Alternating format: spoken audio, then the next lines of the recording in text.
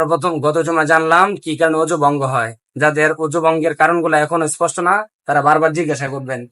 হ্যাঁ, বারবার মাসলা জিজ্ঞাসা করবেন। আমল করার চাইতে আগে জানাটা জরুরি। আপনি যখন পূর্ণাঙ্গ ভাবে জানবেন, তখন একটা সামান্য আমলও যদি আল্লাহর দরবারে কবুল হয়ে যায়, এটা আপনার নাজাতের জন্য যথেষ্ট।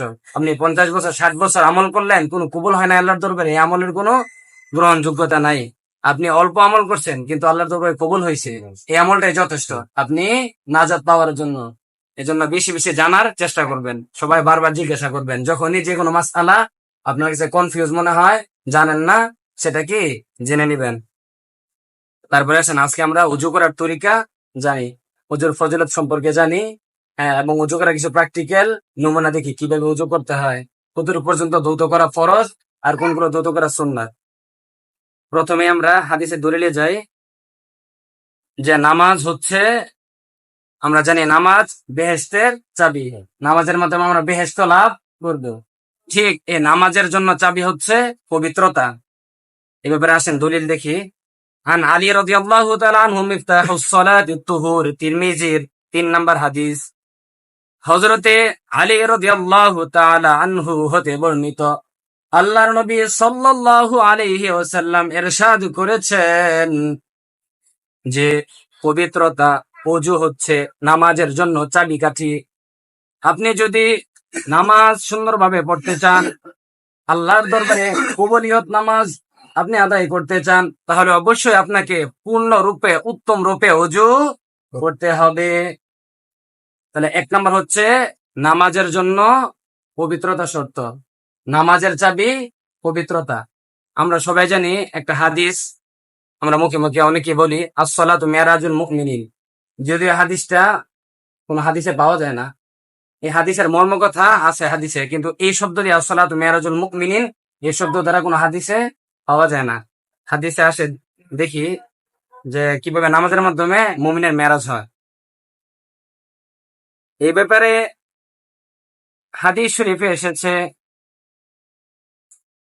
হযরত আনাস ইবনে মালিক রাদিয়াল্লাহু তাআলা আনহু হতে বর্ণিত যে মানুষ যখন নামাজের মধ্যে দাঁড়ায়, মানুষ যখন আল্লাহর সামনে দাঁড়ায়, তখন সে যেন তার আল্লাহর সাথে কথা বলে। সুবহানাল্লাহ।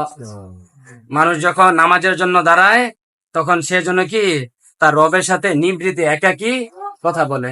তাহলে নামাজের মাধ্যমে আল্লাহর সাথে কি হয়? কথাবার্তা হয়। হাদিসটা সহিহ বুখারী 413 নম্বরে আসছে।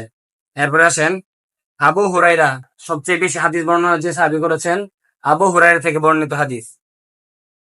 আবু হুরায়রা রাদিয়াল্লাহু তাআলা আনহু হতে বর্ণিত হাদিস এসেছে, আল্লাহর নবী সাল্লাল্লাহু আলাইহি ওয়াসাল্লাম বলেছেন, যখন তোমাদের কেউ নামাজে দাঁড়াবে, যখন তোমরা সালাতের জন্য দাঁড়াবে, যায় নামাজে দাঁড়াবে, তখন তোমরা সামনের দিকে থুথু ফেলবে না, সামনের দিকে থুথু ফেলবে না। তারপরে বলা হয়েছে কেন ফেলবে না, এর কারণটা হচ্ছে যখন তুমি নামাজে দাঁড়িয়ে যাও, যখন নামাজের জন্য হাত বাঁধো, সাথে সাথে আল্লাহর সাথে কথা বলা শুরু হয়ে যায়। সুবহানাল্লাহ। যখন বান্দা নামাজে দাঁড়ায়, সাথে সাথে তখন তার সাথে আল্লাহর কথাবার্তা শুরু হয়ে যায়। এই জন্য হাদিস শরীফে আল্লাহর নবী সাল্লাল্লাহু আলাইহি ওয়াসাল্লাম সামনের দিকে থুথু ফেলতে নিষেধ করেছেন। কেননা এখন আপনি আল্লাহর সাথে কথা বলায় রত আছেন, কথা বলায় আপনি লিপ্ত আছেন, আপনি স্বয়ং আল্লাহর সাথে কথা বলতেছেন।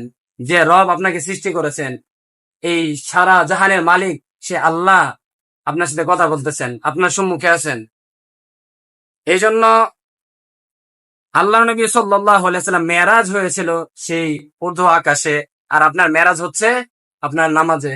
নামাজে আপনার কি হচ্ছে? আল্লাহর সাথে মেরাজ হচ্ছে, আল্লাহর সাথে আপনি কথা বলতেছেন, সরাসরি আল্লাহর সাথে কথা বলতেছেন। এই জন্য হাদিস শরীফে এসেছে সামনের দিকে থুতু না ফেলা, সামনের দিকে থুতু ফেলতে নিষেধ করা হয়েছে। তারপরে হাদিস শরীফে এসেছে ডান দিকে থুতু না ফেলতে, ডান দিকে থুতু যেন না ফেলে, কেন ডান দিকে ফেরেশতা আছে, রহমতের ফেরেশতা, নেকের ফেরেশতা। এই জন্য ডান দিকে থুতু ফেলার জন্য হাদিস শরীফে নিষেধ করা হয়েছে।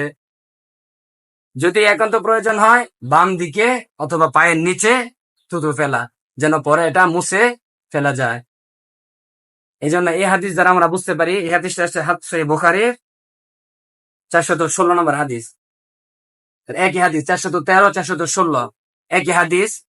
এই সহিহ বুখারী হাদিস দ্বারা আমরা বুঝতে পারলাম যে নামাজের মাধ্যমে আমাদের সাথে আল্লাহর কি হয়? মেরাজ হয়। নামাজের মাধ্যমে আমাদের সাথে আল্লাহর কথাবার্তা হয়। এখন যদি আপনার ওযু ঠিক না হয়, তাহলে কি আপনার মেরাজ হবে? এই জন্য নামাজ পড়ার আগে পবিত্রতা অর্জন করা সবচেয়ে জরুরি।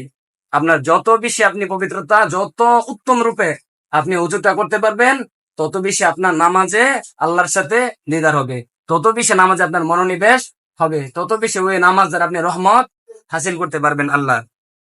তাহলে এই ছিল বুখারীর 2টা হাদিস, নামাজে মুমিনের মেরাজ হয়। কিন্তু আসসালাতু মিরাজুল মুমিনিন এই শব্দটা হাদিসে কোথাও পাই নাই। এই 2টা হাদিস, আরো হাদিস পাওয়া যায়। তাহলে 1 নাম্বার আমরা জানতে পারলাম নামাজের চাবিকাঠি কি? পবিত্রতা। নামাজের চাবিকাঠি পবিত্রতা। হাদিস কি? মিফতাহুস সলাতি তুহুর, মিফতাহুস সলাতি তুহুর। এবার আসেন 2 নাম্বার, যে ওযু ছাড়া কি নামাজ হবে কিনা, পবিত্রতা ব্যতীত নামাজ হবে কিনা। এইভাবে আসেন দলিল দেখি। عن ابن عمر رضي الله تعالى عنه لا تقبل صلاة بغير طهور, সুনানে তিরমিজি, আবু দাউদ ও ইবনে মাজাহ। হযরতে উমর রাদিয়াল্লাহু তাআলা আনহু হতে বর্ণিত, আল্লাহর নবী সাল্লাল্লাহু আলাইহি ওয়াসাল্লাম ইরশাদ করেছেন, কোন প্রকারের নামাজ হবে না যদি সে পূর্ণাঙ্গ ভাবে ওযু না করে উত্তম রূপে পবিত্র না হয়, তার কোন নামাজই আল্লাহর দরবারে কবুল হবে না। কোন ব্যক্তির ওযু যদি ঠিক না থাকে অথবা অপবিত্র অবস্থায় নামাজ পড়ার চেষ্টা করে, এই নামাজ কখনো আল্লাহর দরবারে কবুল হবে না। এ ব্যাপারে হাদিস শরীফে এসেছে, কোন ব্যক্তি যদি ওযু ছাড়া নামাজ পড়ে, সে যেন কুফরি করলো। সে কাফের হবে না, কিন্তু সে কাজটা কি করলো? কুফরি কাজ করলো।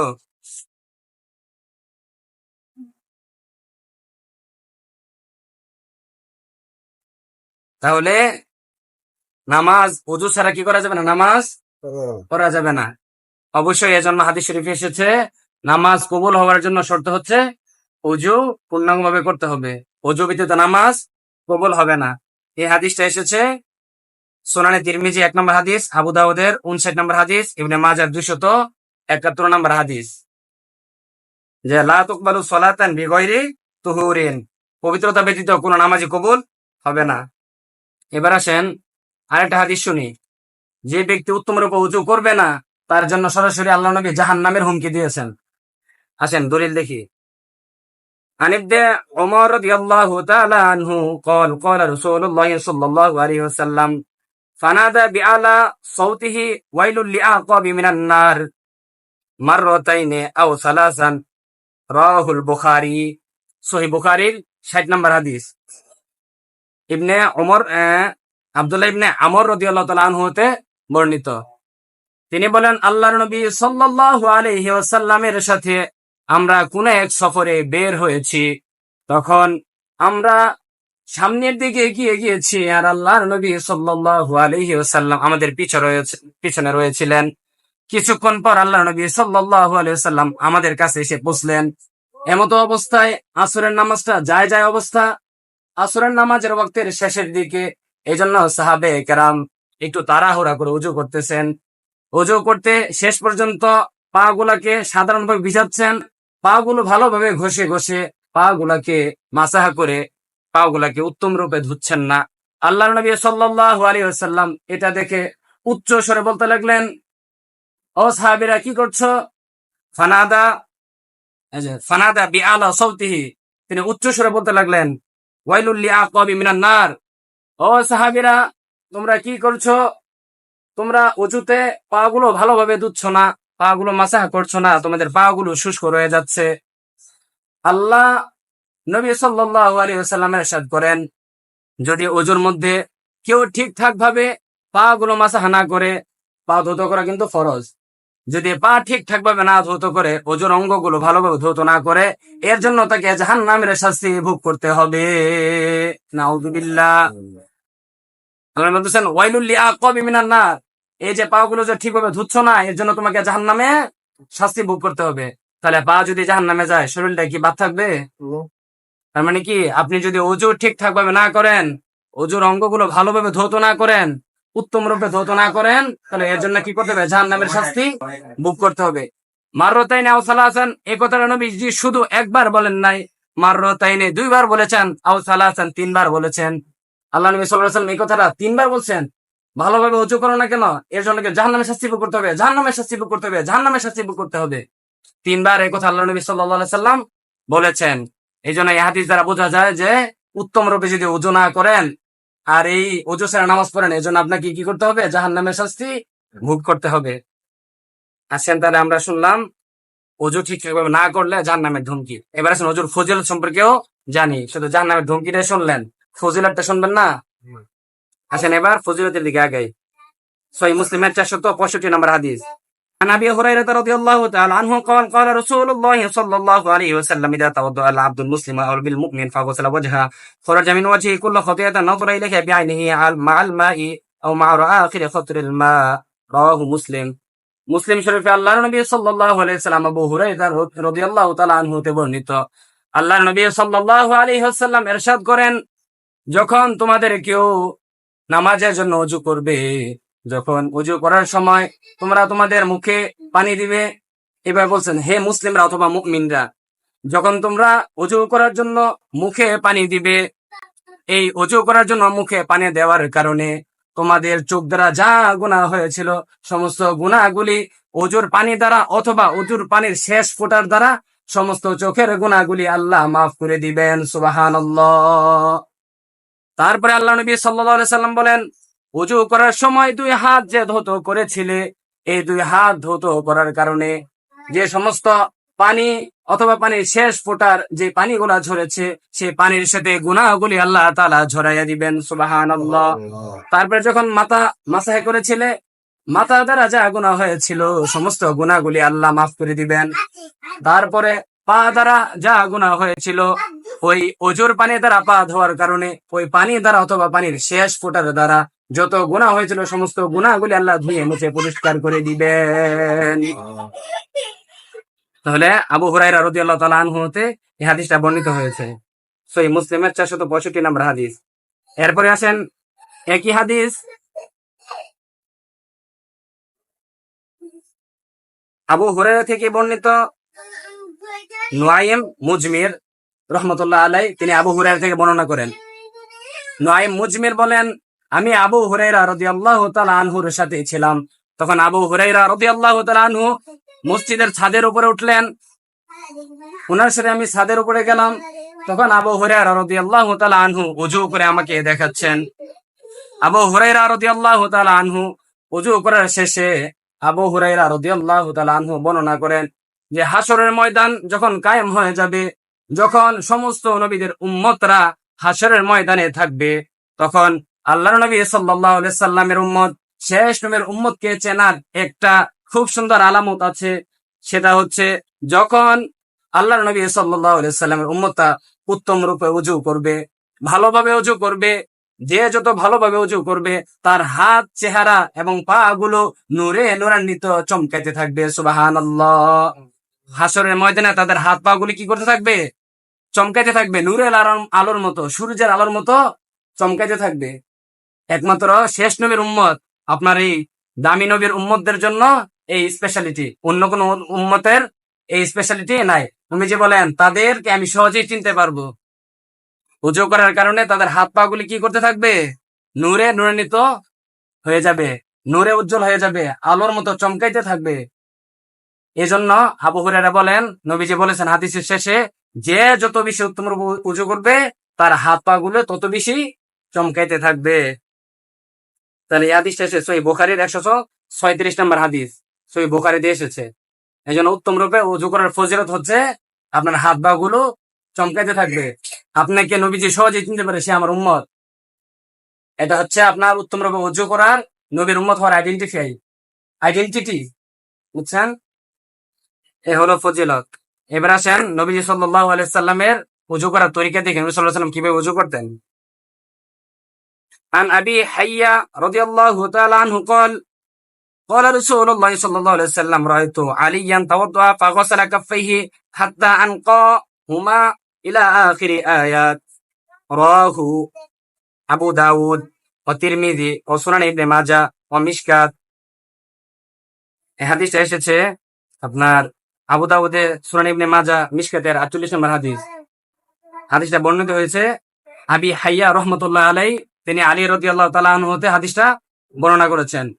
হযরতে আলী রাদিয়াল্লাহু তাআলা আনহু ওযু শিক্ষা দেওয়ার জন্য হযরতে আলী রাদিয়াল্লাহু তাআলা আনহু প্র্যাকটিক্যালি ওযু দেখাচ্ছেন। হযরতে আলী রাদিয়াল্লাহু তাআলা আনহু ওযু শুরু করার সময় প্রথমে ডান হাত দিয়ে শুরু করলেন। এজন্য আমাদের সমস্ত ভালো কাজগুলো আগে কি দিয়ে শুরু করতে হয়? ডান হাত দ্বারা শুরু করতে হয়, ডান দিক থেকে শুরু করতে হয়। মসজিদে প্রবেশ করার সময় আগে ডান পা দিয়ে প্রবেশ করতে হয়, তাহলে উত্তম। ঘরে প্রবেশ করার সময় ডান পা দিয়ে প্রবেশ করতে হয়। তখন আলী রাদিয়াল্লাহু তাআলা আনহু হাইয়াকে দেখাচ্ছেন কিভাবে ওযু করতে হয়। প্রথমে তিনি ডান হাতের কবজি 3 বার ধৌত করলেন, বাম হাতের কবজি ধৌত করলেন। তাহলে প্রথমে কি হাতের কবজি ধৌত করা, তাহলে হাতের কবজি ধৌত করা এবং হাতের আঙ্গুলগুলো ভালোভাবে এভাবে খেলাল করা। হাতে যদি কারো এই কোনো স্বর্ণের চেন থাকে বা কোনো ব্রেসলেট থাকে বা মহিলাদের চুড়ি থাকে, হ্যাঁ, কারো আংটি থাকে, এগুলোকে ভালোভাবে নাড়াইয়া পানি প্রবেশ করানো যেন জায়গাগুলো ভিজে। তারপর সাহাবী বর্ণনা করেন আলী রাদিয়াল্লাহু তাআলা আনহু দেখালেন, তারপর তিনি কুলি করলেন। হ্যাঁ, কুলি করার আগে চেষ্টা করেন ওযুর শুরুতে মিসওয়াক করা। মিসওয়াক করলে অনেক ফজিলত আছে। মিসওয়াক সম্পর্কে যদি বলতে যাই 2-3 জুমা মিসওয়াক দিয়ে পার করা যাবে। মিসওয়াকের এত ফজিলত। মিসওয়াকের সর্বনিম্ন ফজিলত হচ্ছে আসওয়াকু মাতহারাতুল লিল ফামি মারদাতুল লির রাব্বি। ইবনে খুজাইমার 135 নম্বর হাদিস, ইবনে হিব্বানের 1067 নম্বর হাদিস। এই জায়গায় বলা হচ্ছে মিসওয়াক মুখের পবিত্রতা আনে এবং আল্লাহর সন্তুষ্টির সবচেয়ে বড় মাধ্যম। আপনি মিসওয়াক যদি করেন, আল্লাহ আপনার প্রতি সন্তুষ্ট এবং রাজি থাকবেন। এজন্য চেষ্টা করা নামাজের আগে কি মিসওয়াক করে নেওয়া সম্ভব হলে। আরব কান্ট্রিতে দেখুন সবসময় হাজিরা কি পকেটে মিসওয়াক রাখে। এজন্য ওযুর আগে সম্ভব হলে মিসওয়াক করা। এরপরে আসেন মিসওয়াক করে 3 বার কুলি করা। আলী রাদিয়াল্লাহু তাআলা 3 বার কুলি করে দেখালেন। কুলি করার সময় যাদের সম্ভব, যারা রোজাদার না, তারা কি করবে? গড়গড়ার সাথে কুলি করবে। করার সময় গড়গড় করবেন যেন গলাটা ভালোভাবে পরিষ্কার হয়। অনেক আছে নামাজের ভিতরে আসে বারবার এভাবে করতে থাকেন। কেউ যদি ইচ্ছাকৃতভাবে বারবার এইভাবে করে গলাকে ঝাড়ে, বিনা উজরে কাশি দেওয়া নামাজ ভঙ্গের একটা কারণ। কোনো উজর ছাড়া, কোনো কারণ ছাড়া শুধু শুধু যদি করেন, তাহলে কি হয়ে যাবে? নামাজ সাথে সাথে আর বাতিল হয়ে যাবে, নামাজ ভেঙে যাবে। কারণ নামাজ ভঙ্গের একটা কারণ এটা। এই জন্য কুলি করার সময় ভালোভাবে গলাটা ঝাড়বেন যেন কি গলাটা ভালোভাবে পরিষ্কার হয়। তারপরে আসেন 3 বার নাকে পানি দেওয়া। 3 বার নাকে পানি দিবেন, ডান হাত দ্বারা পানি দিবেন, বাম হাত দ্বারা ভালোভাবে নাক পরিষ্কার করবেন। তারপরে 3 বার মুখমণ্ডল ধৌত করা। এটা হলো প্রথমত ফরজ। মুখ ধৌত করা কি ফরজ। চুলের গোড়া থেকে থুতির নিচ পর্যন্ত, এক কানের লতি থেকে অপর কানের লতি পর্যন্ত সমস্ত মুখ ভালোভাবে ঘষা আপনি মুখ ধৌত করবেন, এটা ফরজ। এটা যদি কোনো কম বেশি থাকে, সামান্য জায়গায় এখানে একটু শুকনো আছে, আপনার ওযু হবে না, ওযু বাতিল। তারপর 3 বার মুখ ধৌত করবেন 3 বার। তারপরে কি করবেন? 3 বার 2 হাতের কোণে সহ ধৌত করবেন। প্রথমে উল্টা দিক থেকে এভাবে পিছনে আসবেন, এরপরে সামনের দিক থেকে এভাবে 3 বার হাত ধৌত করবেন, কোনো জায়গায় যেন শুষ্ক না থাকে। তারপরে আবার বাম হাতের প্রথমে পিছনের দিকে, তারপরে সামনের দিকে, এভাবে 3 বার আলী রাদিয়াল্লাহু তাআলা হাত ধৌত করে দেখালেন। তারপরে মাথা 4 ভাগের 1 ভাগ ফরজ আর পুরো সম্পূর্ণ মাথা মাসাই করা সুন্নাত। তাহলে প্রথমে হাত এভাবে নিবেন, মাথার মাঝখান থেকে এভাবে নিবেন, তারপরে পিছনে হাতটা রাখবেন, এভাবে আনবেন, সমস্ত মাথা মাসাই করা। তারপর 2 কান মাসাই করবেন, আবার পানি নেয়া, নতুবা যে পানি ছিল এই পানি দ্বারা কানগুলা আবার ভালোভাবে মাসা করবেন। কানের যে চিপা চাপা আছে এগুলা ভালোভাবে, এই যে কনিষ্ঠ আঙ্গুল দ্বারা এভাবে ভালোভাবে মাসা করবেন, কানটা পরিষ্কার করবেন। তারপরে ঘাড় মাসাই করবেন। ঘাড় মাসের ব্যাপারে অনেকের ইখতিলাফ আছে। যাদের কাছে স্পষ্ট দলিল প্রমাণ আছে যে ঘাড় মাসাই করাটা ঠিক না, তারা ঘাড় মাসাই না করলেন। আর আহলে সুন্নাত ওয়াল জামাত ইফতা বোর্ডের, বাংলাদেশে যত ইফতা বোর্ড আছে সমস্ত বোর্ডের ফতোয়া হচ্ছে যে ঘাড় মাসাই করা সুন্নাত। উমর রাদিয়াল্লাহু তাআলা আনহু থেকে হাদিসের রেফারেন্স দিতে গেলে এখন দেরি হয়ে যাবে। উমর রাদিয়াল্লাহু তাআলা আনহু হাদিস তিনি নিজেও এভাবে আমল করেছেন এবং তিনি বর্ণিত হাদিসটাকে সহিহ হিসেবে আখ্যায়িত করেছেন যে ইনশাআল্লাহ এই হাদিসটা সহিহ হবে। এই জন্য আমরা কি করবো? ঘাড় মাসাই করবো। এবং হাদিস আসছে ঘাড় যিনি মাসাই করবেন হাসরের ময়দানে তাকে আযাবের বেড়ি থেকে আল্লাহ তাআলা হেফাজত করবেন। তাহলে যাদের স্পষ্ট দলিল আছে যে ঘাড় মাসে না করা, তারা ঠিক আছে এইভাবে আমল করলেন, যে ঘাড় মাসে করলেন না। আর আহলে সুন্নাত ওয়াল জামাত যাদের কাছে স্পষ্ট প্রমাণ আছে, দলিল আছে যে ঘাড় মাসে করা মুস্তাহাব হিসাবে করবেন। তো যে যিনি না করতে চায় তাকে আবার বলতে চায় না করেন না কিরে, যেহেতু মুস্তাহাব আমল। হ্যাঁ, আর যারা করেন আলহামদুলিল্লাহ তাদেরকে বাধা দিবেন না। তারপরে ঘাড় মাসের পরে কি 2 পায়ের টাকনু সহ ধুতো করা। প্রথমে ডান পা, হ্যাঁ ডান পায়ের আঙ্গুল থেকে ভালোভাবে খেয়াল করুন আঙ্গুলগুলা। পার ব্যাপারে হাদিসটা এসেছে যে পা সাহাবায়ে কেরামরা কি যখন লাস্টে পা ধুতে গেছেন, পা ধুতে যে তাড়াহুড়া করতেছেন, পা ঠিকভাবে ধোয়া হয় নাই। এই জন্য আল্লাহ রাসূল সাল্লাল্লাহু আলাইহি সাল্লাম তাদেরকে বললেন, এই পা ঠিকঠাক ভাবে উযু না করার কারণে তোমাদের কিন্তু জাহান্নামের শাস্তি ভোগ করতে হবে। 3 বার এভাবে বলেছেন। এই জন্য পা ধোয়ার সময় ভালোভাবে সতর্ক থাকবেন, কারণ এই পায়ের গোড়ালি গুলা সাধারণ ভিজতে চায় না, চামড়াগুলো খুব শুষ্ক হয়ে থাকে। শীতের দিনে বিশেষভাবে আরো তো কষ্ট হয় এগুলোকে ভিজানো। এই জন্য পানি লাগানোর পরে ভালোভাবে ঘষা দিতে হয়। ভালোভাবে ঘষা দেওয়ার পরে 3 বার এভাবে ভালোভাবে ঘষে ভালোভাবে দেখবেন যে আপনার সমস্ত পাটা ঠিকভাবে ভিজছে কিনা, পায়ের আঙ্গুলগুলো ঠিকভাবে ভিজছে কিনা। এভাবে ডান পা, তারপরে কি বাম পা, এভাবে আলী রাদিয়াল্লাহু আনহু দেখালেন। তারপরে আলী রাদিয়াল্লাহু আনহু দাঁড়ালেন। দাঁড়ানোর পরে যে উজুর যে অবশিষ্ট পানিটা ছিল, ওই পানিটা তিনি পান করে ফেললেন। তাহলে হাদিস দ্বারা বোঝা যায় উজুর যে পাত্রের পানি, আপনি কি উজু করার শেষে যদি পানি থাকে, তাহলে আপনি কি করতে পারবেন, ওই পানিটা দাঁড়াইয়া পান করতে পারবেন। তাহলে 2 ধরনের পানি দাঁড়ায় পান করা যায়, জমজমের পানি আর হচ্ছে উজুর শেষের পানি দাঁড়ায় পান করা যায়। তাহলে এ হচ্ছে। আর আরেকটা মশলা হচ্ছে, কারো হাতে যদি নীল পালিশ থাকে, হ্যাঁ একটু মোটা ধরনের নীল পালিশ বা অন্য কোনো এই যারা ব্যবহার করে, তাদেরকে অবশ্যই নীল পালিশ উঠায় উজু করতে হবে। নীল পালিশ থাকলে কারো উজু হবে না, কারণ নখ ভিজে না। নীল পালিশ মোটা কোনো প্রলেপ থাকলে নখ ভিজে না, তাদের উজু হবে না। হ্যাঁ, যদি আলতা বা মেহেদি থাকে তাহলে কি হবে না, কোনো সমস্যা নাই, উজু হয়ে যাবে। মেহেদি অথবা আলতা যদি কেউ দেয়। কিন্তু যদি এই কি ধরনের এই নেল পালিশ যে আছে, নেল পালিশ, এই নেল পালিশটা দ্বারা উজু হবে না। এটা যারা দেয় তাদেরকে বলে দেবে না উজুর আগে যেন আবার উঠায়া ফেলে। এ হচ্ছে উজুর নিয়ম কানুন। তারপরে আসেন উজুর মাঝখানে আমরা একটা দোয়া চাইলে পড়তে পারি। উজুর শুরুতে বলাটা দরকার। উজুর শুরুতে বিসমিল্লাহির রহমানির রহিম পড়া। অনেকে আরেকটা দোয়া আমরা ছোটবেলা পড়তাম, বিসমিল্লাহিল আলিয়্যিল আযীম আলহামদুলিল্লাহ আলা দীনিল ইসলাম। এই দোয়াটার ব্যাপারে কোনো হাদিস পাওয়া যায় না। তো বিসমিল্লাহ আলহামদুলিল্লাহ এই ব্যাপারে হাদিস পাওয়া যায়। ওজুর সাথে আমি বিসমিল্লাহির রহমানির রহিম, বিসমিল্লাহ আলহামদুলিল্লাহ পড়বেন। এই ব্যাপারে একটা হাদিস আসছে যে বিসমিল্লাহ আলহামদুলিল্লাহ যে বলবে, তার উঁচু ভঙ্গ হওয়ার আগ পর্যন্ত ফেরেশতারা তার জন্য কি করতে থাকবে, দোয়া করতে থাকবে। আবু হুরায়রা থেকে হাদিস এসেছে। হ্যাঁ, তারপরে আসেন ওজুর মাঝখানের দোয়াটা। ওজুর মাঝখানে একটা দোয়া আছে, আল্লাহুম্মা গফিরলি যামবি ওয়া ওয়াসসি'লি ফি দারি ওয়া বারিক লি ফি রিজকি। এই দোয়াটা ওজুর মাঝখানে করতে পারেন। এটা হচ্ছে সুনানে কুবরা নাসাই 9828, তাবারানীতে আসছে 1019 এবং মুসনাদ ইবনে আবি শাইবাতে আছে 29391 নম্বর হাদিস, এই ওজুর মাঝখানের দোয়াটা। তারপর আসেন উজুর শেষে কালিমে শাহাদাত পাঠ করা। উজুর শেষে আমরা কি কালিমে শাহাদাত পাঠ করব আকাশের দিকে ইঙ্গিত করে, আশহাদু আল্লা ইলাহা ইল্লাল্লাহু ওয়াহদাহু লা শারীকা লাহু ওয়া আশহাদু আন্না মুহাম্মাদান আবদুহু রাসূলুহু। আল্লাহুম্মা জাআলনি, আরেকটু বারে পড়তে পারেন, আল্লাহুম্মা জাআলনি মিনাত তাওয়াবিনা ওয়া জাআলনি মিনাল মুতাতাহহিরিন। এই হাদিসটা আছে। তো উমর রাদিয়াল্লাহু আনহু থেকে এক হাদিস আছে, কেউ যদি উজুর শেষে কালিমা শাহাদাত পাঠ করে, আল্লাহ রাব্বুল আলামিন তার জন্য জান্নাতের 8টা দরজা উন্মুক্ত করে দিবেন। সুবহানাল্লাহ। সে যে দরজা দিয়ে ইচ্ছা সে দরজা দিয়ে জান্নাতে প্রবেশ করতে পারবে। তাহলে হুজুর শেষে আমরা কি সবসময় কালিমা শাহাদাত পাঠ করব।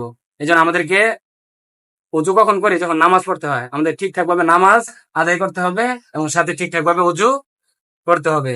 তাহলে কি আমরা পরিপূর্ণ ফায়দাটা পেতে পারবো। তো এ হচ্ছে আজকের আলোচনা, সামনে আর বাড়বো না, সময় হয়ে গেছে। তো এই আলোচনার মাধ্যমে আমরা যেটা বোঝানোর চেষ্টা করতেছি, অবশ্যই আমাদেরকে প্রথমত জানতে হবে উজু ভঙ্গের কারণগুলো কি কি। তারপরে আমাদেরকে উত্তম রূপে উজুটা করতে হবে। যখনই আমরা নামাজ পড়বো, আল্লাহ তাআলা বলেন ইয়া আইয়ুহাল্লাযীনা আমানু ইযা কুমতুম ইলাস সালাতি ফাগসিলু, যখনই নামাজের জন্য মনোনিবেশ করো তখনই উত্তম রূপে আগে উজুটা করো।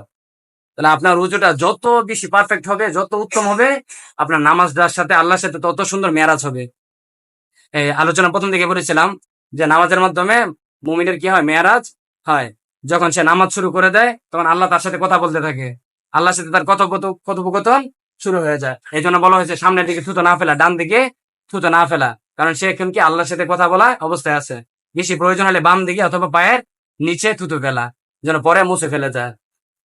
এই জন্য আমাদেরকে যত বেশি উত্তম রূপে উজু করবো, তত বেশি আল্লাহর সাথে নামাজের মধ্যে আমাদের আল্লাহর সাথে কি কথাবার্তা মেরাজ হবে, এবং হাসরের ময়দানে আমাদের অঙ্গগুলো তত বেশি চমকাইতে থাকবে। আল্লাহ তাআলা যেন আমাদের সকলকে উত্তম রূপে উজু করার এবং 5 ওয়াক্ত নামাজ ঠিকঠাক ভাবে জামাতের সাথে আদায় করার তৌফিক দান করেন, সকলে বলে আমিন। ওয়া আখিরু দাওয়ানা আনিল হামদুলিল্লাহি রাব্বিল আলামিন। যারা কিবলা জমা পড়ে নাই, যারা কিবলা জমা করেন।